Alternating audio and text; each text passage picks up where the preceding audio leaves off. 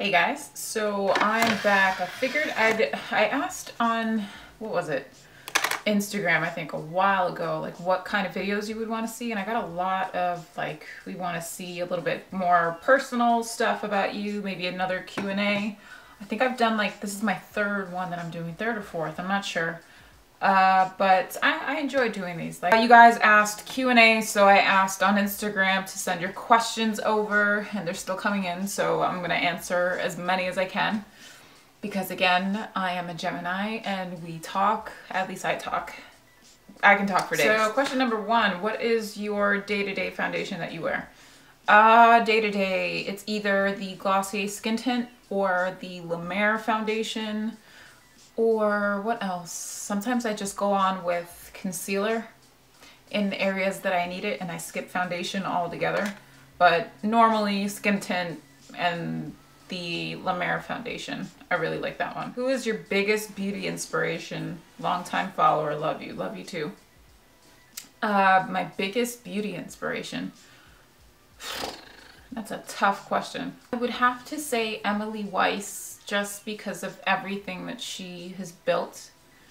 And I'm a huge fan of Glossier, but I like what she's doing. I like what she's done. She's just opened the door for everyday girls like myself and others to just speak openly about beauty and, you know, not get judged, and you're finding different techniques and things that work for you and giving you like a really good solid base. I feel like this is a bit cliche to answer, but it says who/what sparked your first interest in fashion/beauty? It's always your, like, to me it's always your mother.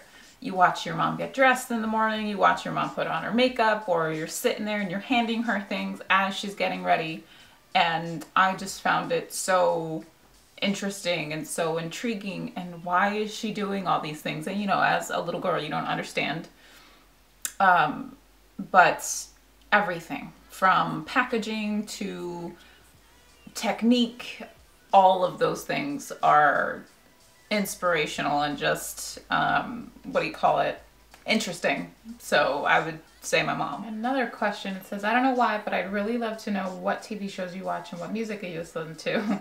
It's okay. I try to find people to talk about this stuff all the time too. Game of Thrones is my absolute favorite, hands down, TV show ever. Like, I listen to podcasts when it comes to Game of Thrones. I watch YouTube videos for them to just like break down and see what other people's opinions and insights are on the episodes. It's really bad. Like, I'm emotionally involved.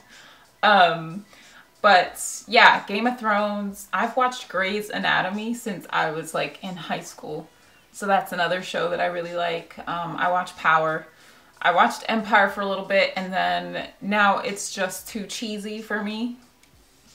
I much prefer Power. Tommy's my favorite. Love Tommy.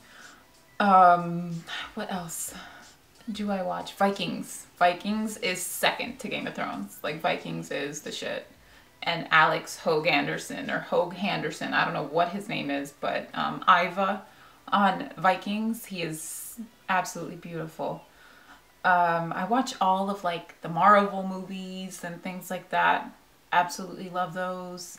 I'm a big nerd, like Star Wars, and again, all the Spider-Man, Batman, anything I'm a huge fan of. It's crazy because I can listen to anything other than like, I hate like techno stuff, or what is that, like rave music? I don't even know what it's called. It's fist pumping music. I can only do so much. Country music, the only country singer that I can listen to is Shania Twain. That's it. I can't do country. But anything else, like I listen to everything, a lot of things. System of a Down is a huge favorite of mine. But I listen to like all of the modern hip hop music that's out, trap music. I listen to a lot of old school, like Spanish, salsa. What else? Like Mark Anthony's one of my favorites, even though he's not super old school, but I mean like Gran Combo and all that stuff. My dad used to listen to it, and that's what you knew growing up, and God forbid you tell him to put on the radio. It's no, like you don't, the Spanish man will listen to his Spanish music, and it was car rides, a lot of traveling. It did not matter. We drove to Florida once, and that was it. That's all he played. So that's what you got stuck listening to. But what else? I mean, I listen to bachata. I like bachata. It's so funny because it goes from my playlist. It's a hot mess. I don't have it organized, but on my Spotify, I think I have like Bodak Yellow and then Clay Aiken right after it, which is freaking hilarious. Next question, it says, hi Tamara, I would love to know what your basic skincare routine is and also how you managed to get through school having Lee so young. P.S. I'm so glad to hear that you're going to be filming 2 videos a week. Much love. You are so sweet, Taylor. My basic skincare routine, it would consist of my cleanser, which is my Milky Jelly cleanser. I've used that. I've repurchased so many bottles of that stuff. So good. Yeah, Milky Jelly cleanser, Pixie Glow tonic, if I had to use some type of toner or something like that. Face moisturizer would be my La Mer moisturizer, or the Embryolisse, like creme, concentrate, whatever, which I saw the other day at Target. So I just realized I have one nail that's, it chipped, so I have to repaint it, and I never repainted it. Can I do this? But what did I say? Milky Jelly cleanser, Pixie Glow tonic, La Mer moisturizer, and then my Glossier SPF all the way. That's like my everyday 2-3 step. Whatever. How did I manage to get through school? It's so crazy because I was pregnant with him while I was still in high school, so did that, and then right after high school I had to go straight to work, obviously, to support him and myself, and then I wanted to go back to school because I didn't want to work a retail job, and not bashing anybody who does retail. I just personally for myself wanted something more to give my son. Also, I worked retail, I worked 2 jobs, and I went to school, and I never got to see him, ever. So I said, I cannot do this for the rest of my life. Like retail, you're working holidays, you're working late hours, so when I would get home, he would be asleep in bed already, and I would just be so miserable because I felt like I was missing out so much, and I got a lot of shit from people, and I won't say names or anything like that, but friends and family, because I was working 2 jobs and I was going to school, and they felt that my job was to stay home with my child. And a lot of people said that I was selfish for going back to school and not giving enough time to him. But I said, listen, he's a baby. He's not going to remember. I will. And maybe I'll hold that against myself. But I said, I need to do this because I'm not going to end up where everyone else is in that type of situation. Like, I didn't want to be a statistic as a young teenage mom. And I also wanted better for him and better for myself. Like, I did it for him in mind, but I also did it for myself. Like, I don't want to do this for the rest of my life, is what I said. So I ignored everybody. I said, I don't give 2 shits what anybody thinks. I'm just going to do what I have to do. And it was crazy because, you know, I didn't drive and I didn't have a car at the time. So I would take the bus everywhere, or I would catch a ride. I made friends and stuff like that. So they would, real quick from school, I would go straight to work, and I would have to study and do like all of my medical terminology at work. It was funny because I'd have the guys at work, I worked at Foot Locker for years, but they would read off flashcards to me, and them trying to pronounce medical terminology was epic. But they helped a lot. John helped a lot. Leandro's dad did the majority of, you know, watching him so that I could go back to school and, what do you call it? Make something of myself, you know? So, yeah, it was tough, but I think lessons in life, like, you screw up and you have to own that shit. And that's that. Like, there is no feeling sorry for yourself or like, oh, I should have done this or I should have done that. To me, I think that's a cop-out, and anybody could say that about anything. But you either deal with it or you don't. And I dealt with it, and I did what I wanted to do, and I'm still doing what I want to do. And that's that. Okay, my girl, my nails are wet. She has been one of like my number one, or like from day one. We have been on Instagram forever, and I love her to death. She's such a sweetheart. She asked, what's your fave brown blush and lip combo? At the moment, it is the Stowaway cream blush, which I have on my cheeks today, and it's in the shade Burnt Rose. Here, let me show you that. But it's like a brownie. I know it's coming up as a burnt rose, but it definitely pulls like brown to me right now.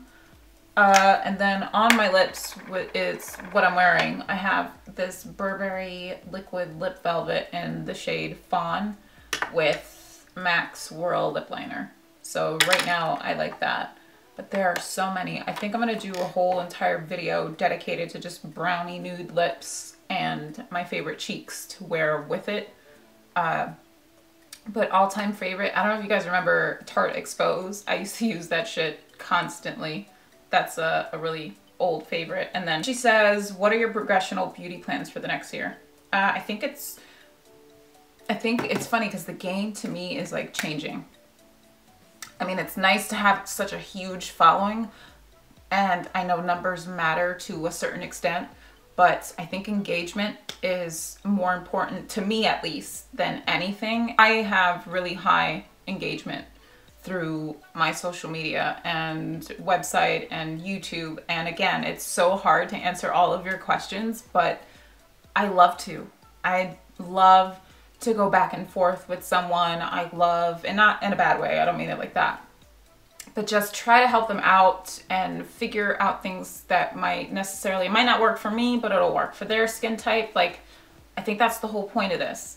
So progressionally, I would like to just continue to help people, maybe do some type of meetup of some sorts.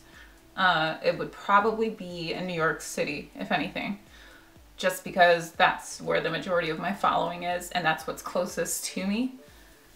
And just chat, just talk, and just keep meeting people. Hopefully, I don't know. I haven't really thought about that. That's a really good question. But to just continue to help and try to think outside of the box and try different things and approach beauty in a different way, but still be relatable like that. At the end of the day, that's what matters to me, and I won't sacrifice anything for that. Random question. What is your favorite season? I don't think that's random.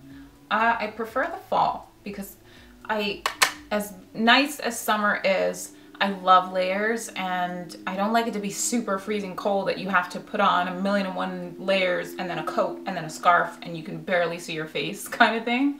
But fall is nice because it's chilly, so you can put on jackets, you know, you can put on a beanie. So fall, definitely fall. So let's see, what are the biggest changes you've made in your skincare routine in the last year? Funny that you asked that. I did write an entire post talking about skincare in my late 20s versus being a teenager, not really knowing what or anything about skincare, to be honest with you. I mean, my mom always told me to wash my face, but you're a teenager, it's like, whatever. So biggest changes is just technique is one. I've learned to make the most out of my products by the way I apply them onto my face, and you definitely see results quicker that way. I think some people just scoop it out of the pot and just slap it on, and that's that. Sometimes you need to warm products up to activate them, kind of thing, or at least in my head that's how I see it. So I like to warm stuff up with my hands, and just really push it into my skin while my pores are open so that I get the maximum benefits of whatever skincare product I'm using. Serums are something that I've added. I have all this, like, I had soda before I got on camera, sorry. So yeah, serums are something else that I've learned a lot about, just terminology in general, like just knowing and just watching your skin, knowing what you're putting into your body, which is causing your skin to react a certain way. Your skin type, I think, is really important. But those, I would say, technique and really being attentive to what my skin needs when it needs it is the biggest change. Okay, and the last question, I always get asked about this necklace that I'm wearing, and I always forget to put it in the freaking description box, and I think in some videos I have, but it's a diamond solitaire necklace, and it's from a brand called Fry and Oro. I love it. It's an everyday necklace for me. I don't take it off. I shower with it. I sleep with it. It feels like nothing on my neck, and I know it's a little bit pricey, but it's so worth it. And I think I've also spoken about investing in everyday jewelry. I've done it, and eat like my earrings, and again, I don't take it off. It doesn't go anywhere, and it looks good with anything. Like, you can dress it up, you can dress it down. I have a what's in my travel bag coming up because I'm going away in a few days, or what, in like a week's time, I think. I'll be gone again, and then what else? I want to do that updated makeup storage system, whatever. Oh, and a tutorial. I think that's what's coming up next, a makeup tutorial. As to what it may be, I'm not sure, but we will figure that out. Let me know what you guys want to see me do on my face, and I will do. So I will see you guys in the next one.